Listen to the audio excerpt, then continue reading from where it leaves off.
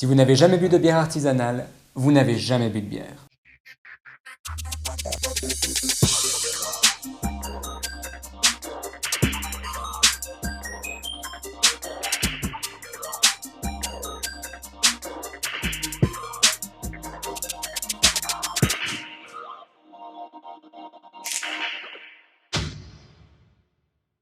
Bienvenue à tous pour ce 14e épisode, ravi de vous retrouver et cette semaine nous partons une nouvelle fois au Tessin, dans la petite vallée de Anzernone, dans un petit village qui s'appelle Berzona, pour trouver justement cette brasserie San Rocco, qui est le saint patron de ce petit village. Et donc cette toute petite brasserie qui, figurez-vous, est tenu par un Belge. Alors lui, ça doit vraiment être le plus belge des Tessinois que j'ai rencontré. Quelqu'un haut en couleur, quelqu'un de créatif, quelqu'un plein d'énergie. Et je me réjouis d'ores et déjà de vous faire découvrir ces 3 bières qu'il nous propose cette semaine, avec la blanche. On aura également la Scura, qui est une Strong Ale. Et on finira également avec la Sea, qui est donc faite avec notamment du seigle, et qui est une bière de type trappiste. À mon avis, on va avoir 3 bières particulièrement hautes en couleur avec beaucoup d'arômes. Commençons directement avec cette bière blanche.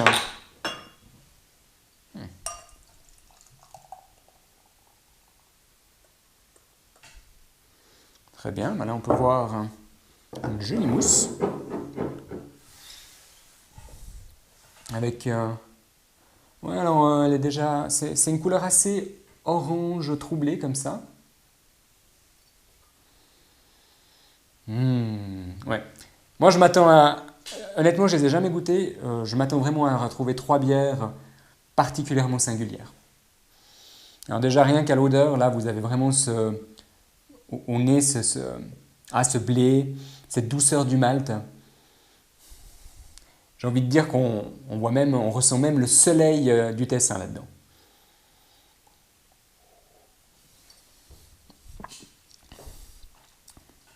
Vous avez une petite attaque en bouche, légèrement acidulée.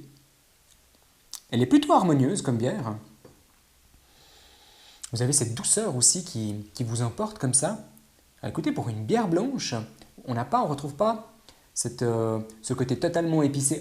On a un tout petit peu en fin de bouche pour être honnête, mais on n'a pas ce grand goût de coriandre qu'on retrouve notamment, normalement dans les bières blanches. Celle-là, elle est légère, elle est joviale en bouche. Ouais, alors quand je vous disais qu'on retrouve le soleil tessinois là-dedans, je peux vous assurer que c'est le cas. Comme je vous disais, elle est vraiment harmonieuse, elle est très agréable à boire, elle est relativement singulière. On ressent aussi un petit côté en fin de bouche comme ça de levure, extrêmement agréable aussi, vraiment très plaisante à boire. Donc ça c'était la bière blanche de cette petite brasserie San Rocco.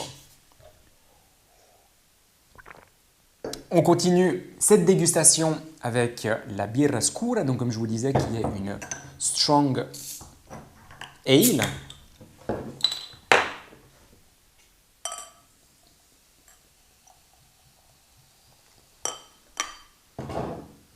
Là, une fois de plus, vous avez une jolie mousse, bien onctueuse à voir.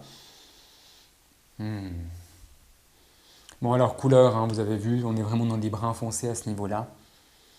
Au nez, vous avez tout de suite ces fruits rouges qui reviennent. Et on retrouve aussi, comme dans la précédente, cette douceur. Ça a l'air d'être vraiment une marque de fabrique de ce brasseur. Voyons voir ce que ça donne.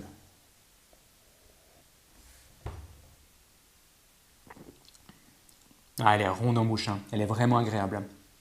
Vous avez aussi une toute petite pointe d'acidité qui vous accompagne tout au long. Vraiment pas prédominante. Bien équilibrée entre, une fois de plus, entre le malt et puis le houblon. Le houblon ne prend absolument pas le pas sur le malt. Elle est bien faite. Ouais. Alors, par contre, cette bière-là, elle est à 8% de volume d'alcool. Donc, elle a du ressort. Elle a une jolie personnalité, hein. Comme je vous disais, elle est bien ronde en bouche. Vous avez cette douceur qui vous accompagne tout au long de votre dégustation, qui reste bien présent en bouche. Vous avez une belle intensité des arômes. Moi, j'ai envie de dire que ça, c'est une bonne bière athlétique.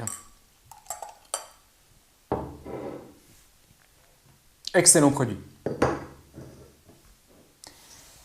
On termine cette dégustation avec cette birra Sea. Attendez, hop.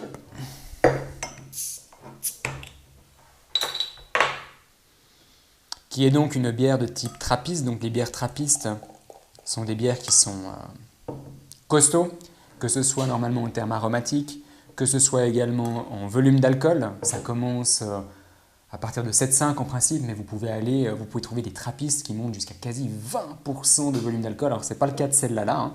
Elle est à 9,5, voilà. Donc c'est déjà relativement important, mais tout à fait abordable pour le palais de tout le monde.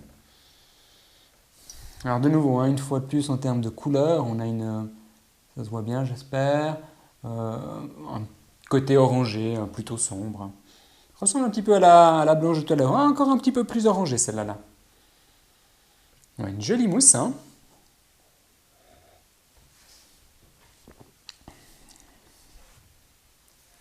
Ouais, il est vraiment doué, hein. En termes d'équilibre et d'harmonie, ces trois bières, il est capable de vraiment de réaliser des bons produits. Vous n'avez pas du tout ce côté maltais ou houblonné qui prend le dessus l'un sur l'autre. C'est vraiment bien équilibré à ce niveau-là. Et puis alors là, vous avez vraiment des odeurs. Ça c'est vraiment sa marque de fabrique, hein. La douceur. Que ce soit la blanche, la deuxième bière j'ai pu vous présenter, la Scura, ou bien celle-là. Alors le fil rouge avec San Rocco, c'est vraiment la douceur.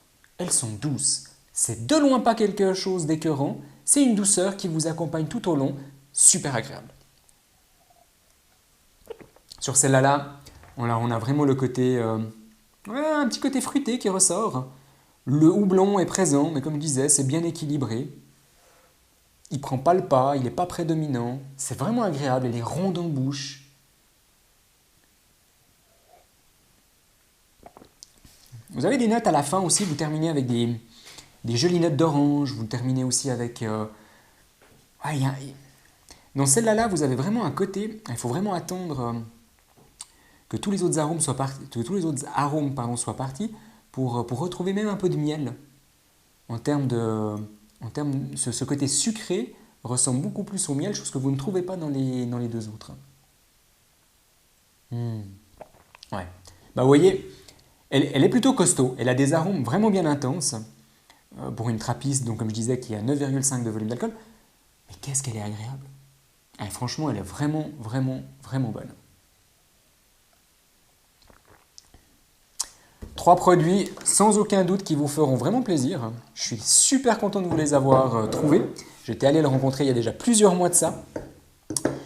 Je ne vous dis pas que je ne m'attendais pas spécialement à trouver un Belge d'origine dans cette petite vallée qui fait partie du domaine des Centoval. Et vous mettez un petit moment à vous y rendre dans cette route toute serpentée pour ceux qui ont eu l'occasion d'y aller. Et pour ceux qui n'ont pas eu l'occasion, franchement, si vous voulez un grand moment de retour en arrière, un moment où vous vous retrouvez dans des villages qui n'ont pas bougé depuis pratiquement un siècle, c'est un endroit magnifique, une vallée magnifique, pleine de soleil, pleine de chaleur, et vous retrouvez tout ça dans ces bières et je suis vraiment content de vous les avoir présentées. Je vous souhaite une bonne dégustation, une excellente semaine et je vous retrouve dans une semaine.